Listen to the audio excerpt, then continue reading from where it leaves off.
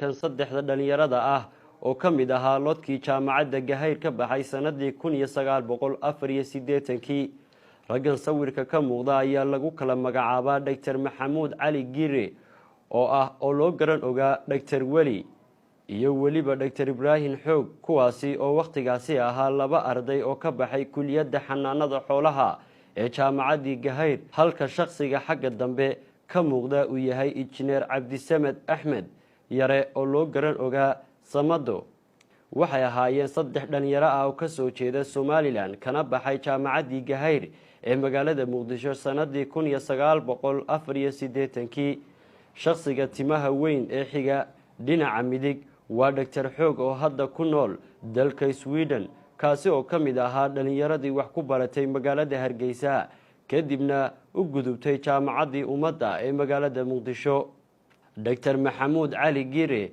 oo ah shakhsiga ku xiga ee dhinaca bidix xiga ee dharka cad xidhan oo ahaa agaasimihii guud ee wasaaradda xanaanada xoolaha gaar ahaan xilligii xukuumaddii madaxweyne Riyaale waxa uu haatan ku nool yahay magaalada Hargeysa ninka sawirka ugu dambeeya ee gacantiisa sinta midig ku haya waa Dr. Cabdisamed Axmed Yare oo loo garan ogaa Samado kaasi oo hadda ku nool dalka Ingiriiska